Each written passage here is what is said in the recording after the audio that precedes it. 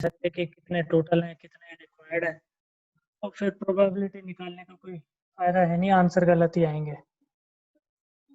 तो इसलिए हम सबसे पहले एक और नंबर थ्योरी का एक और सब्जेक्ट पढ़ते हैं, परम्यूटेशंस। परम्यूटेशंस का मतलब है यहाँ पर नंबर ऑफ अरेंजमेंट्स,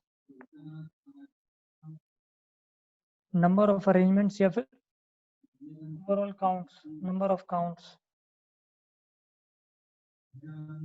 या फिर नंबर ऑफ पॉसिबिलिटीज।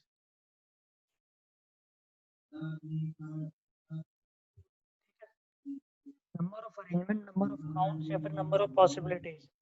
इसका मतलब कुछ नहीं है, इसका मतलब ओके, इसका मतलब है कि कितने तरीके से कोई भी काम किया जा सकता है ना। तो कितने तरीके से आप कोई चीज रख सकते हो, for example A B C, तीन चीजें, इनकी हेल्प से कितने वर्ड बनाए जा सकते हैं। कैसे कैसे डिसाइड करेंगे? सबसे पहले आपके पास तीन अल्फाबेट है, आपके पास क्या है, तीन अल्फाबेट्स हैं। एक अल्फाबेट उठाओ कोई भी एक रैंडम, उसके लिए आपके पास कितनी जगह है? तीन। कोई भी सबसे पहला अल्फाबेट उठाया, उसके लिए आपके पास कितनी जगह है? तीन। तो उसने तीनों में से एक जगह घेर ली, एक जगह कवर कर ली, एक सीट बोले, कुछ भी बोले, लोकेशन, ठीक है। तीन में से कोई भी एक रैंडम वर्ड उठाया, कुछ भी, हमें फर्क नहीं पड़ता कि सी या बी या ए, कुछ भी उठा लिया, उसमें से तीनों में से एक जगह उसने कवर कर ली। अब बची कितनी है आपके पास? दो जगह और दो वर्ड। तो आप कोई भी एक वर्ड उठाओ, फिर से कोई फर्क नहीं पड़ता, उसके लिए आपके पास दो जगह बची है और एक जगह बची। तो हमारे बीच में मल्टीप्लाई क्यों आ रहा है, सम ऐड क्यों नहीं आ रहा? तो सबसे इंपॉर्टेंट बात क्या है यहाँ पर, ये दो चीजें हैं, मल्टीप्लाई जिसके लिए हम बोलते हैं एंड, और ऐसा सम करने के लिए यहाँ पर भी, तो ये कहाँ पर आएगा, और के केस में।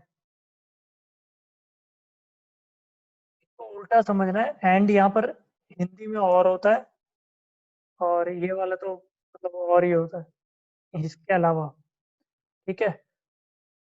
तो आपने ए सेटल कर दिया था, और आपके पास बचा क्या था, बी या सी। ए की जगह फिक्स है, इसके साथ आपको क्या चाहिए? ए आपने यहाँ पर सेटल कर दिया बीच में, इसकी जगह फिक्स हो गई, इसके साथ आपको क्या चाहिए, इसलिए बीच में मल्टीप्लाई है। Place of A is fixed and beyond that, ठीक है, place of A is fixed and, ठीक है, इसलिए हम मल्टीप्लाई कर रहे हैं। या फिर ऐसे सिचुएशन आती है कि आप ए अपनी जगह पर है, ए कहीं पर भी रख दो, उसके अलावा और क्या सिचुएशन होती है? फॉर एग्जाम्पल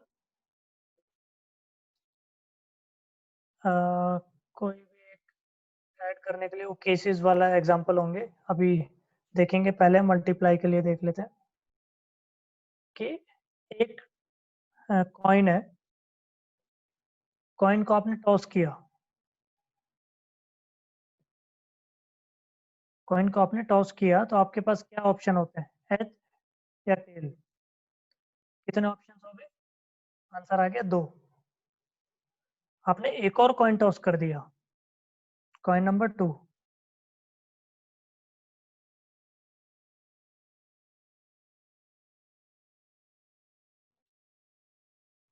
एक second sorry,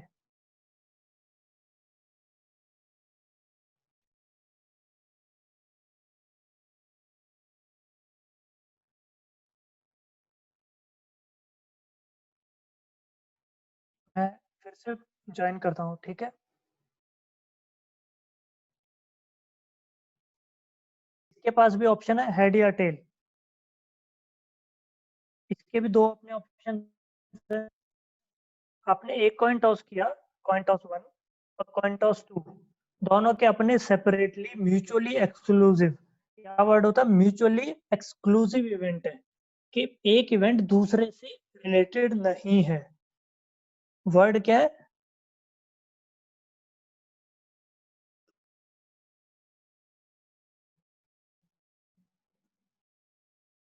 mutually exclusive events.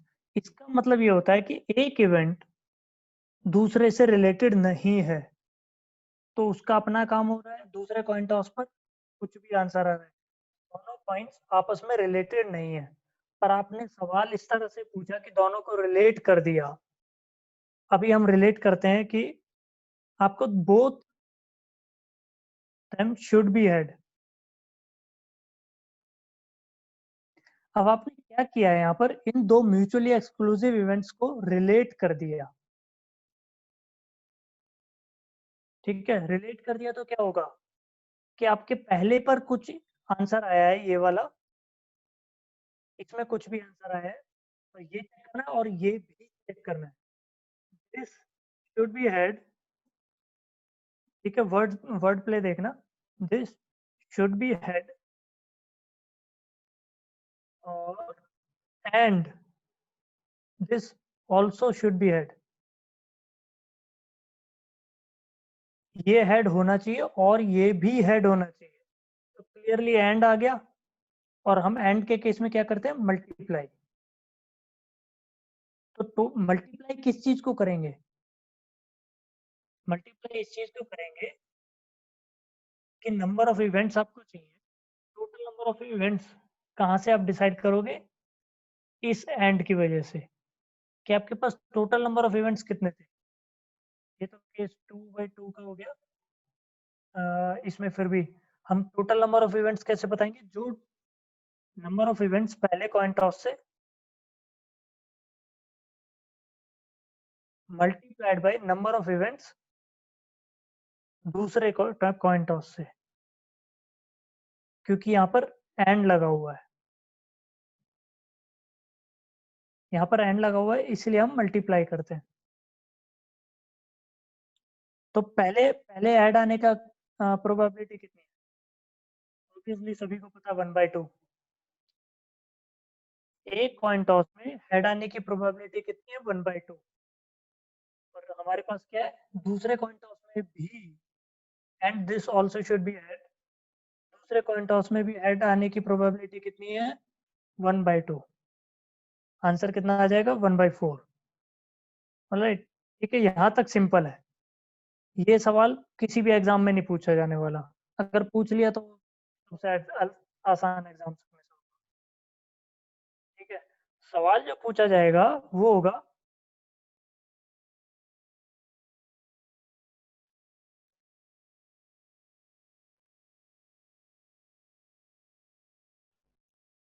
you have tossed a coin 8 times,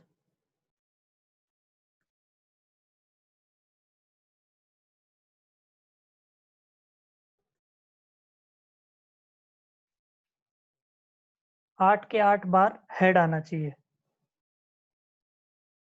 all heads. तो इसका हिंदी में मतलब निकालो, इंग्लिश में। पॉइंट है कि आप क्वेश्चन पढ़ के क्वेश्चन समझ पा रहे हैं। First should be head and second should be head and third should be head, ऐसे ही 8 टाइम्स पे हेड होना चाहिए। तो 1/2 कितनी बार मल्टीप्लाई होगा, 8 times. 1/2 to the power 8, answer आ गया। समझ आया।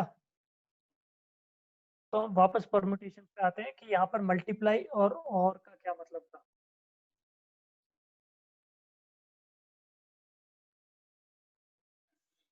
तो मल्टीप्लाई हम कब यूज करते हैं, तो हमें एक कंडीशन है कि ये कंडीशन रखनी है जो पुरानी हो चुका है, जो पुराना काम आपका हो चुका है, इसके साथ साथ एक और काम इसमें जोड़ना है। ओके, ये थोड़ा अच्छे वर्ड्स में नहीं आया। पुराना काम हो चुका है और इस काम के साथ साथ एक और काम होना है, तो क्या होगा, ये भी होना है तो एंड हो गया, ये काम हो गया या फिर ये काम हो जाए। एक काम हो गया, मतलब मेरे पास टोटल नंबर ऑफ वर्ड्स कितने हो सकते हैं, ठीक है। अब सवाल ये है कि total number of words starting with ए,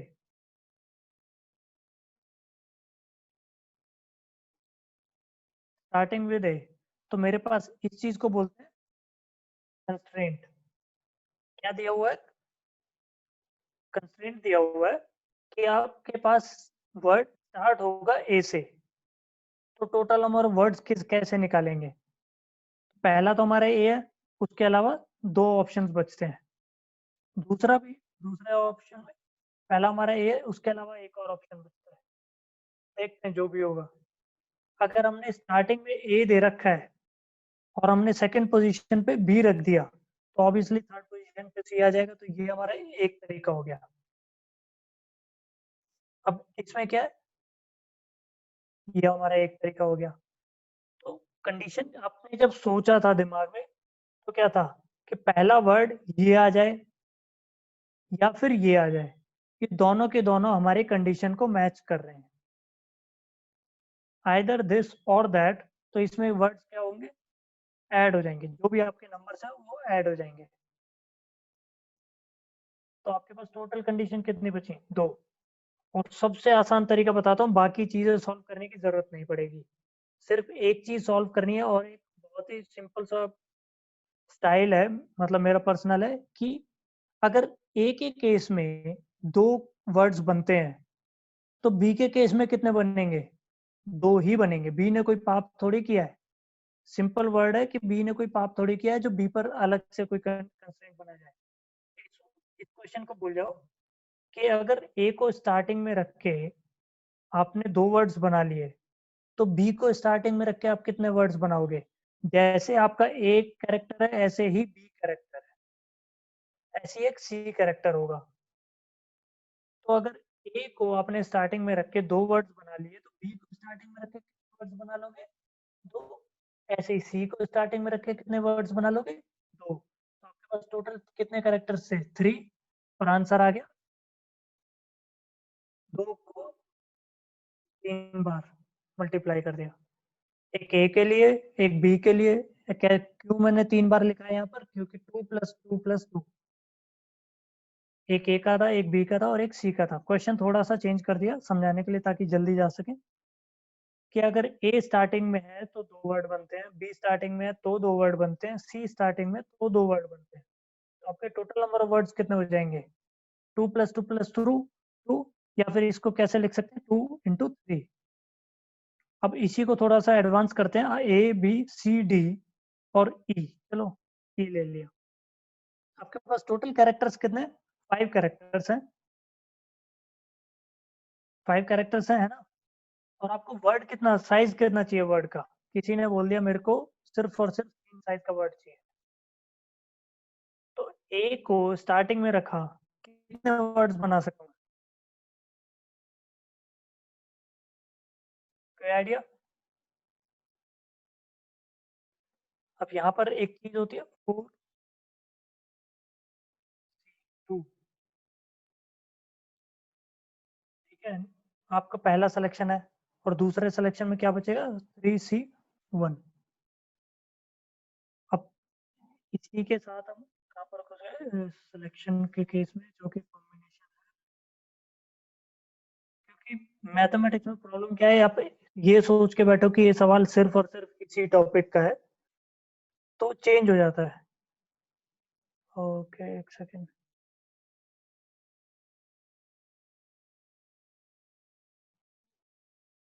ये आवाज मेरे को समझ नहीं आया, ठीक है, कॉम्बिनेशन।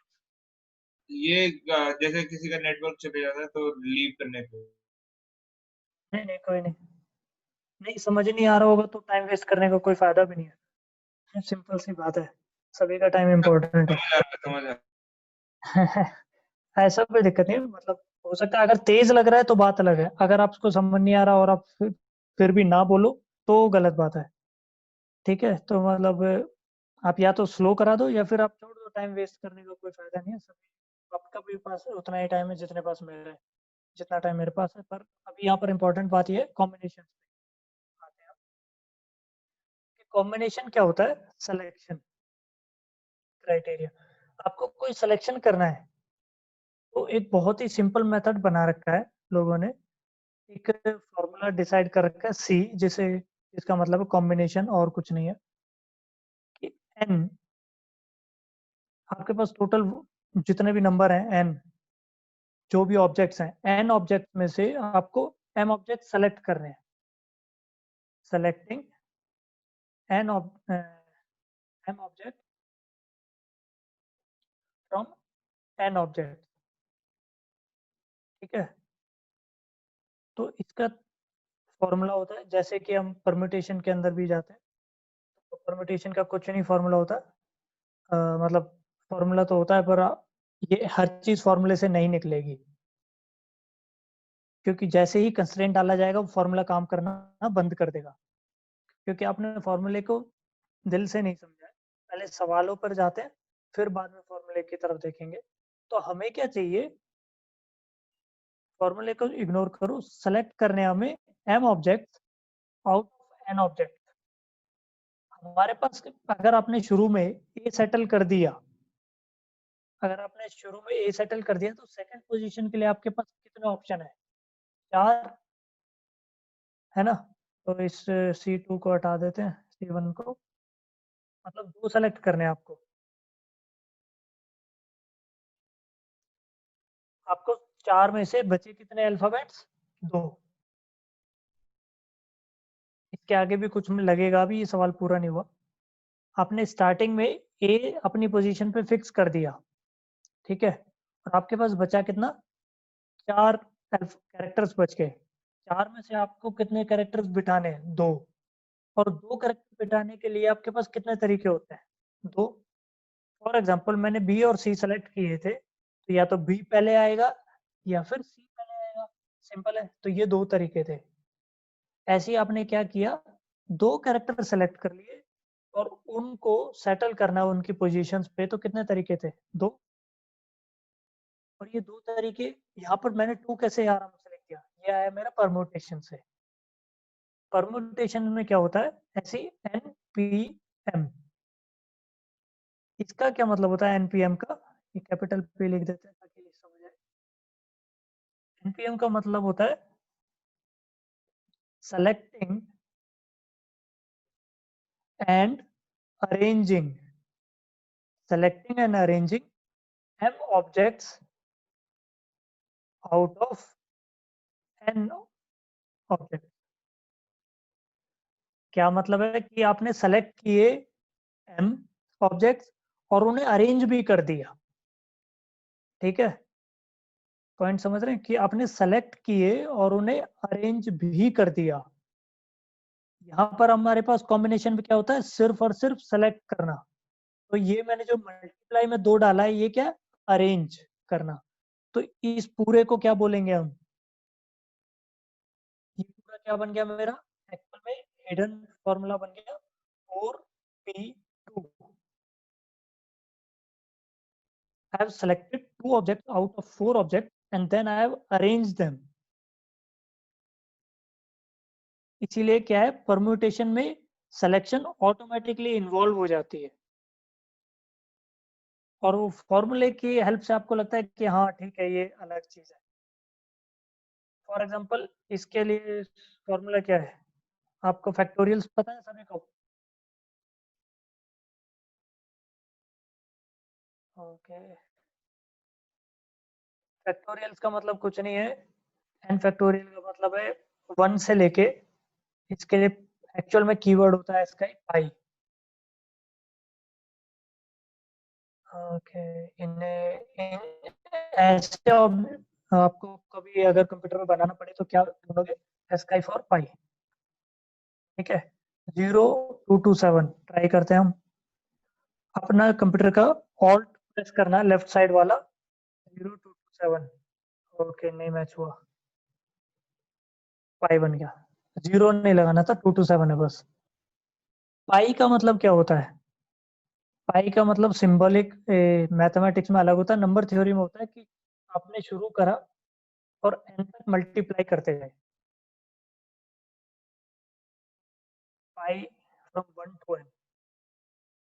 पाई का मतलब होता है कि मल्टीप्लाई करना लगातार, जैसे सिग्मा होता था ना, ई जैसा जो दिखता है सिग्मा, ऐसे ही पाई होता है। पाई का मतलब होता है मल्टीप्लाई करते रहना। अगर पेपर में कहीं पे पाई लिखा हुआ है बड़ा सा, इस तरह का नहीं, थोड़ा और स्ट्रेट फॉरवर्ड।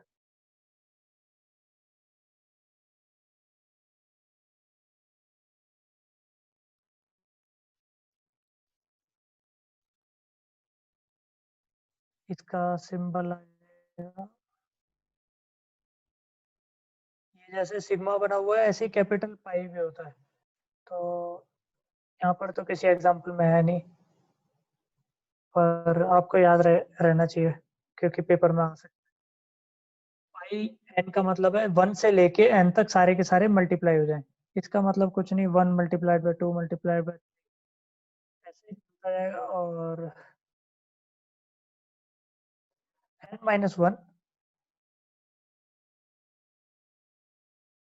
ये सॉरी टाइम वेस्ट हो रहा है मेरा भी आपका भी। ठीक है, फैक्टोरियल यही चीज होती है, इससे ज्यादा कुछ नहीं होता। और एन पी एम का मतलब क्या हुआ, एन फैक्टोरियल निकाला आपने और डिवाइड कर दिया एन माइनस एम फैक्टोरियल से,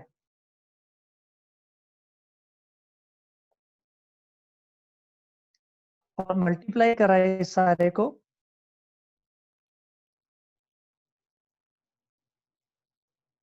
एम फैक्टोरियल से, सभी को एम फैक्टोरियल से मल्टीप्लाई किया। एक है एनपीएम। अब इसमें कंडीशंस क्या होती है, सवाल ऐसे भी आ सकते हैं सिंपल के इसका 4.5 पी 3.2, ये आंसर निकालो। अब 4.5 1 multiplied by 2 multiplied by 3 multiplied by 4 multiplied by 4.5 नहीं हो सकता। तो इसकी कंस्ट्रेंट्स क्या है कि नीचे जीरो नहीं होना चाहिए, जीरो होगा तो भी आंसर जीरो आएगा अगर नीचे n माइनस एन लिखा हुआ है तो। n and m both should be integers, n और m दोनों के दोनों इंटीजर्स होने चाहिए, वरना ये सॉल्व किया ही नहीं जा सकता, ये फंक्शन वैलिड नहीं है फैक्टोरियल के लिए भी और इसके लिए भी। और जीरो फैक्टोरियल कितना होता है, 1। जीरो फैक्टोरियल 1 क्यों होता है, क्योंकि किसी भी चीज को अरेंज करने की, किसी भी चीज को अरेंज करने के तरीके कितने होते हैं, एनपीएम एन। और कोई भी चीज नहीं है, कोई चीज एग्जिस्ट नहीं करती, सिंपल लॉजिकल है, कोई भी चीज एग्जिस्ट नहीं करती तो उसे कितने तरीके से अरेंज किया जा सकता है, एक ही तरीके से, कि अरेंज ही नहीं हुआ। कोई जीरो तरीका नहीं होता, नंबर ऑफ वेज हमेशा 1 या 1 अबव होते हैं। क्या आप कोई काम नहीं कर पा रहे हो तो उसके कितने कितने तरीके से नहीं कर पा रहे हो, वो एटलीस्ट 1। कि आपको कोई भी नॉन एग्जिस्टेंट चीज अरेंज करनी है, कुछ भी अरेंज नहीं करना है तो वो कितने तरीके से अरेंज होगा, एटलीस्ट एक। कि कुछ नहीं भी हुआ तो भी एक तरीका है ना, वो अरेंज नहीं हुआ। तो इसका लॉजिकल सिंबल यही मतलब यही है कि जीरो फैक्टोरियल इसलिए 1 होता है क्योंकि हर चीज को करने का तरीका कम से कम एक तो होता ही है, अगर वो नहीं भी हो रहा तो वो भी एक तरीका है। या कुछ ना कर पाने के कितने तरीके होंगे, एक, खाली बैठे नहीं कर रहे वो, कुछ नहीं करना तो भी एक तरीके से नहीं करना, इसलिए जीरो फैक्टोरियल 1 हो गया। एनपीएम का मतलब क्या होता है, selecting and arranging, selecting and arranging. तो ये क्या किया मैंने, ए यहाँ पर रखा, 4c2 multiplied by 2 factorial, 2 factorial था असल में, तो 2 फैक्टोरियल कितना हो गया, 2, इसलिए मैंने आराम से 2 मल्टीप्लाई कर दिया। ये वैल्यू क्या हो गई, ये जो आपकी इस ब्रैकेट में लिखी हुई है, ये वैल्यू क्या हो गई, N C M, N C M, ठीक है। और उसके एम फैक्टोरियल से मल्टीप्लाई करने पर क्या बन जाएगा, वो एन पी एम। ये हमने सेलेक्ट किया है, ये नंबर ऑफ वेज हैं सेलेक्ट करने के, और ये नंबर ऑफ वेज है उसे सेलेक्ट करने के बाद अरेंज करने के। अभी इसमें कॉम्प्लेक्स बहुत सारे सवाल हम कल डिसाइड करेंगे, कल करेंगे। अभी हमारे लिए इम्पोर्टेंट ये है कि ये वाला सवाल सॉल्व करते हैं, और नहीं समझ आए तो फिर से बता देना, क्योंकि वरना कल प्रॉब्लम्स आएंगी। कि हमारे पास सवाल क्या था कि हमारे पास 5 कैरेक्टर्स हैं और उन्हें हमें क्या करना है, अरेंज करने के तरीके बताने हैं, सच दैट कि आपका वर्ड का साइज 3 ही है।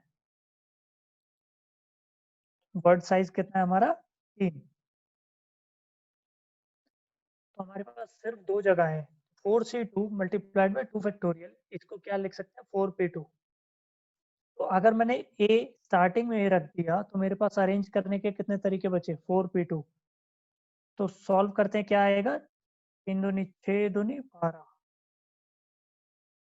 ठीक है, इसका आंसर आ गया 4c2 कितना हो गया, 6, और 6 मल्टीप्लाइड बाई 2 फैक्टोरियल 12। तो कितने आ गए तरीके आपके पास, 12। ये 12 तरीके कब है, if a is in the front. Okay, कुछ भी है, बेटर वर्डिंग भी हो सकती थी, पर कोई नहीं, इससे काम चल जाएगा। अगर ए सबसे पहले स्टार्ट लगा दिया है आपने तो। ऑलराइट, अब हमारे पास और कितने ऑप्शन बचे, 3 और 4। इन्होंने क्या पाप किया है, सिंपल सवाल पूछना है अपने आप से जब भी सवाल सोल्व कर रहे हो कि बी और ए में कोई फर्क है, नहीं। जैसे ए एक करेक्टर है, बी भी एक करेक्टर है, तो उसका आंसर कितना आएगा, बी अगर मैं स्टार्टिंग में रख दूंगा तो इसका, हाँ 4c2 into 2 factorial। हाँ यही आएगा, बी अगर स्टार्टिंग में रख दिया तो। 4c2 क्या है, मैंने कोई भी दो, 4c2 का मतलब क्या था, अगर मेरा ए, ठीक है, इसे थोड़ा इलेबोरेट कर देते हैं कि मेरा ए स्टार्टिंग में है, तो मेरे पास 2 जगह बची हुई हैं, 2 जगह के लिए इसके सिलेक्शन करने हैं। सिलेक्शन कैसे करेंगे, परम्यूटेशंस को अवॉइड करना चाहिए हमें नॉर्मली, परम्यूटेशंस का डायरेक्ट फॉर्मूला लगाना भी नहीं चाहिए, क्योंकि सवाल स्ट्रेट फॉरवर्ड आते नहीं है, कंस्ट्रेंट डालने के लिए सिलेक्शन करना है। सिलेक्शन करने के बाद क्या करेंगे, हम उसे अरेंज करेंगे। सिलेक्शन करने के बाद क्या करेंगे, नंबर ऑफ सिलेक्शंस को अरेंज करेंगे। तो सिलेक्शन कैसे करेंगे, 4 कैरेक्टर बचे, ए अगर हमने स्टार्टिंग में लगा दिया तो B C D E, 4 character बचे, उन्हें सेलेक्ट करने का तरीका कितना है, 4c2। ठीक है, अब उन 2 कैरेक्टर हमने सेलेक्ट कर लिए, 2 कैरेक्टर जब आपने सेलेक्ट कर लिए तो उन्हें अरेंज करने का तरीका कितना है, 2 फैक्टोरियल। 2 कैरेक्टर्स को अरेंज करने का तरीका कितना है, 2 फैक्टोरियल।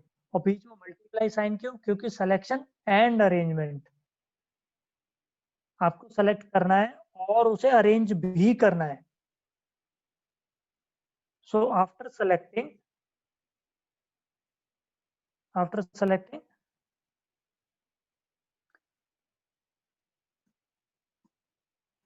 सिलेक्शन के बाद क्या करना है, सेलेक्टिंग एंड अरेंजिंग। तो सेलेक्टिंग का फॉर्मूला क्या आंसर आया, 6 4c2, और इसका आंसर कितना आया, 2 फैक्टोरियल का 2, सीधा आ गया आपके पास 12। सेलेक्टिंग एंड अरेंजिंग, समझ आया? हाँ समझ में आया। ठीक है, सेलेक्टिंग एंड अरेंजिंग। अब फिर आज सवाल को आसान कैसे बनाया जाता है, अपने देसी देसी भाषा में आके, क्योंकि उसमें आपको समझ आती हैं चीज़ें। अगर आप जिस भी लैंग्वेज में आप नॉर्मली अपने आप से बात करते हो, उसी लैंग्वेज में आपको चीज़ें समझ आती हैं। तो आपको उस लैंग्वेज में प्रैक्टिस करते-करते वो अपने आप डेवलप हो जाएगी। क्या होगी, फॉर एग्ज़ाम्पल मैं क्या पूछता हूँ अपने आप से कि इस कैरेक्टर ने कोई पाप किया है? इसमें और उसमें कोई फ़र्क है? नहीं है। यहाँ कोई कोटा सिस्टम थोड़ी है। अगर उसने सवाल में कंस्ट्रेंट डाला होता, तो होता कोटा सिस्टम, पर यहाँ पर नहीं है। तो जैसे ए है वैसे ही बी है। तो बी को अरेंज करने के सिलेक्शन एंड अरेंजमेंट के कितने तरीके हो गए, 12। ऐसे ही सी के कितने तरीके होंगे, 12, डी के 12, ई के 12। तो मेरे को एक सॉल्व करना था बस, बाकी अपने आप सॉल्व हो गए। और टोटल कैसे आएगा, कितनी बार 12 है मेरा, 12 को अगर 5 बार ऐड करूंगा तो 12 पंजे 60, आंसर आ गया। ठीक है, अब आप दोनों ट्राई करना अभी। ये 6 कैरेक्टर हो गए, ठीक है, और मेरे पास वर्ड साइज कितना है, वर्ड साइज कितना है 4 का, ठीक है। तो अभी आपके सामने सॉल्व कर, मैं, आप 1 मिनट लो, ट्राई करो।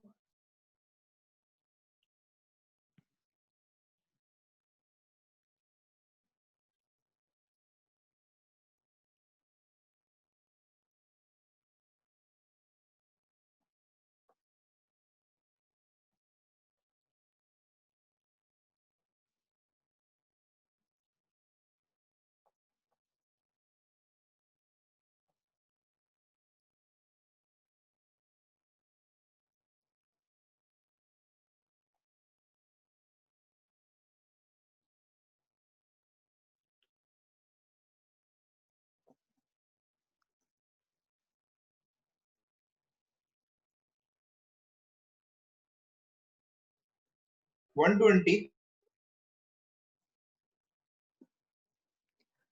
ओके, ट्राई करते हैं। आंसर मत बताना, अपने पास ही रखना। मेरे मतलब उससे बस अपने आप को पता रहेगा कि आपने सही सॉल्व किया था या नहीं।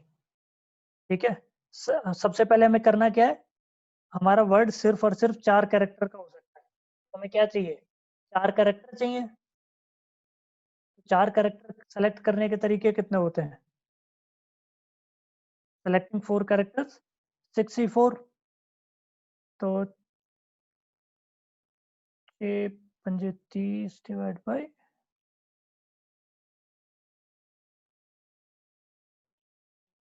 6 5 64 कितना हो गया, 62 के बराबर। तो इसे निकालते हैं, 6 मल्टीप्लाइड बाई 5 डिवाइड बाई 15। ठीक है, तो सेलेक्ट करने के हमारे पास कितने तरीके हो गए, 15। दूसरे स्टाइल से ये मैं ये थोड़ा कॉम्प्लेक्स के बताया ताकि आपके पास सवाल अगर थोड़ा सा भी टेढ़ा मेढ़ा कर दिया जाए कि सिर्फ और सिर्फ बी स्टार्टिंग में होगा या फिर सी स्टार्टिंग में होगा, तो उन चीजों के लिए। अब हमारे पास सीधा सवाल है, 6 कैरेक्टर हैं, 4 वर्ड साइज है, बताओ कितने वर्ड्स बन सकते हैं। तो हमें करना क्या, सेलेक्ट कर लिया, सेलेक्ट करने के बाद एंड अरेंजिंग। अरेंज कैसे करेंगे, 4 कैरेक्टर्स को अरेंज करने के लिए 4 फैक्टोरियल। ठीक है, तो सिलेक्शन के बाद अरेंजमेंट करनी है। तो 4 फैक्टोरियल कितना हुआ आपका,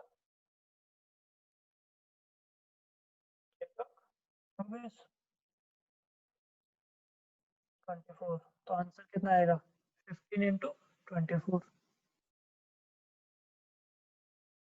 तो ये जो भी आंसर यही है, पता नहीं कितना है, 240 और 120, 360, 360 वर्ड्स बन सकते हैं।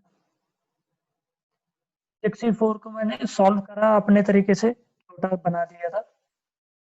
आपको पूरा सॉल्व करना है तो वो भी हो सकता है, जैसे कि 5 4 3 2 1, नीचे क्या होगा, 1 multiply by 3 multiply by 2 multiply by 4। ठीक है,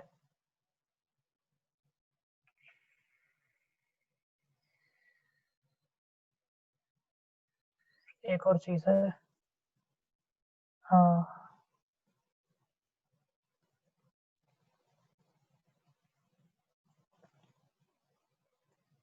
इसलिए इसलिए आपका आंसर मैच नहीं कर रहा हूँ, क्योंकि मैंने बहुत ज़्यादा प्रैक्टिस की है, तो फॉर्मूला याद रहे ना रहे, इस सवाल निकालने के तरीके से याद आ जाता है।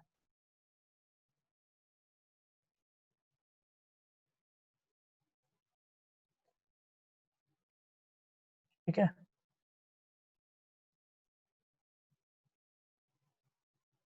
ठीक है, तो इस वजह से मेरा आंसर आया 15। तो मतलब 6 ही 4 है, यही है। और फॉर्मूला थोड़ी रटने की ज़रूरत है, जब आप सॉल्व करना स्टार्ट कर दोगे तो हो जाएगा। और अरेंज करने के लिए 4 फैक्टोरियल में, तो 15 इंटू 4।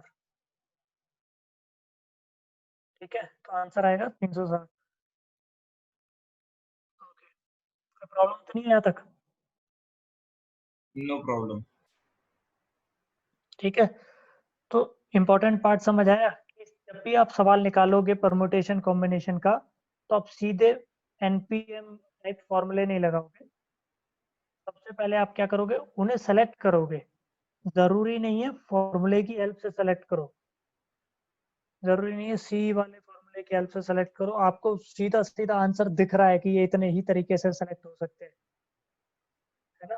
तो आप उनसे सेलेक्ट कर लो। ये कुछ नहीं है, इस टॉपिक किस चीज का, नंबर थ्योरी। नंबर थ्योरी में पे सबसे ज्यादा किताबें लिखी गई हैं। मैथमेटिक्स में सबसे ज्यादा बुक्स कहाँ है, किस पर लिखी गई है, नंबर थ्योरी। और प्रोबेबली दुनिया में सबसे ज्यादा किताबें नंबर थ्योरी पर हैं, और किसी सब्जेक्ट में है भी नहीं। क्या है, कुछ नहीं, गिनती करने के तरीके हैं। कुछ एडवांस तरीके हैं, कुछ सिंपल तरीके हैं। तो हमारे लिए इम्पोर्टेंट पार्ट क्या है कि आप सेलेक्ट करो। सिलेक्शन हम सीख गए कि किस तरह से चार, दो ऑब्जेक्ट सेलेक्ट करने, चार में से 4C2, तीन में से एक सेलेक्ट करना है, 3C1। और या फिर आप सीधा हैंड पिक कर सकते हो तो हैंड पिक कर लो। ठीक है। अब इसके एडवांस फॉर्म्स पढ़ेंगे हम कल परसों, मतलब फ्राइडे के लिए शायद सर ने मना करा हुआ है। फ्राइडे सबके लिए ऑफ रहता है यहाँ पे। हाँ हाँ, तो सऊदी अरब में रह रहे हैं हम, मतलब ऐसा मूवीज डे। नाम जो भी पड़ा था। ठीक है। तो समझ आया यहाँ तक? अगर मैं आपको कोई इससे रिलेटेड कोई भी क्वेश्चन दे दूँ तो आप ट्राई कर पाओगे?